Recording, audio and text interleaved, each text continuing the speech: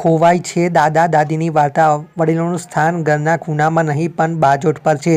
વડીલોનું સ્થાન ઘરના ખૂણામાં નહીં પણ બાજોટ પર છે. વડીલોના ઉંબર પર આવરીને ઊભા રહે એટલે ક્યારેક બિનજરૂરી વાતનું વહેણ પણ આવે. બાળપણમાં આપણે દાદા પર આવા અનેક બેતુકા સવાલોની જડી વર્તાવતા હતા. એનો તેઓ શાંતિથી જવાબ આપતા. અગાસી ઉપર શું છે? કાગડો. એ કેમ ઉડે અને આપણે ઉડી ન શકીએ? બેટા, એને પાંખો છે. એ જ દાદા વૃદ્ધાવસ્થામાં એક જ સવાલ પૂછે છે કે કોણ આવ્યું? તો તુરંત છોડ દો. જવાબ આપીએ કે તમારું શું કામ છે? વ્યાજ કરતાં ચક્રવૃદ્ધિ વ્યાજ ત્યારે વહાતું નથી લાગતું. આપણા કરતાં વધુ દિવાળીઓ એમને જોઈ છે. એમના અનુભવની તોલે આપણે કદી જ પહોંચી શકવાના નથી. એક બાળક સાંજે શેરીમાં રમી રહ્યું છે. મા બૂમ પાડે છે પણ ઘરમાં નથી આવતું.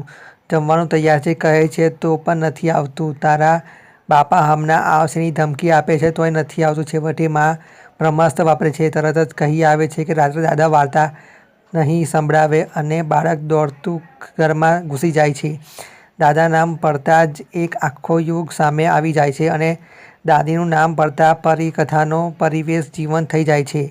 દાદા દાદીના મુખે કહેવાયેલી વાર્તા દ્વારા અનાયાસે શિક્ષણ અપાતું હતું. આ વાર્તાઓ દ્વારા બાળ ઘડતર થતું હતું. પહેલી નજરે લાગતું મનોરંજન કોઈને કોઈ બોધ આપી જાય છે. આથમતી ઉંમરના અજવાળામાં પ્રેમ વધુ ઘટ્ટ થાય છે. જેમ શરબતના ગ્લાસમાં નીચે રહેલી ખાંડ વધુ મજેદાર છે. આ ઉંમરે એકબીજાની સંભાળ રાખે છે. એકબીજાનો સાચો સહારો બને છે. દાદી પેસ્ટ આપે અને દાદા ગરમ પાણી લઈ આવે. એકબીજાના પૂરક બનવાનો પ્રયત્ન કરે છે. દાદા પાણી માગે અને દાદી કાને ઓછું હોવાને કારણે રાની સંભળાય અને કોમેન્ટ આવે કે આ ઉંમરે તો શરમાવ.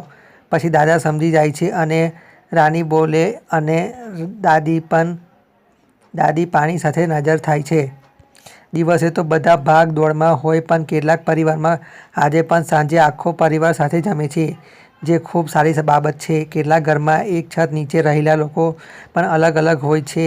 એન્ડ્રોઈડના આકાશમાં વિહાર કર્યા કરે છે. જ્યારે સ્કૂલમાં બંધ મારીને પિક્ચર જોવા હોઈએ ત્યારે અમરેશ પુરી જેવા પપ્પા તો દાદાની લાકડી લઈને ઊભા હોઈએ પણ એમાં ઢાળ અને દાદા.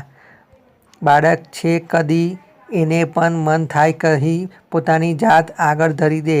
દાદાએ કરેલી પુત્રને મારવાની ભૂલ પુત્રમાં પુનરાવર્તિત થવા દેતા. રમતા રમતા સહેજ પણ અમથું વાગે ત્યાં મા પેલી દાદી દોડી આવે અને ઘા ભરજિયું લગાવી આપે.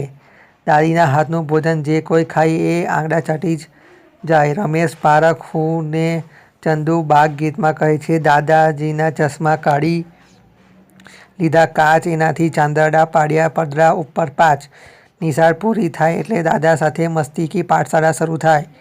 ગેરકાયદેસર કામો શરૂ થાય. દાદાને ડાયાબિટીસ હોવાથી એ પુત્ર સાથે છાનામાના મીઠાઈ મંગાવે અને એ લાજ રૂપે આપે ચોકલેટના પૈસા. પછી બંને કાતરિયામાં છુપાઈને લૂંટ ઉઠાવી.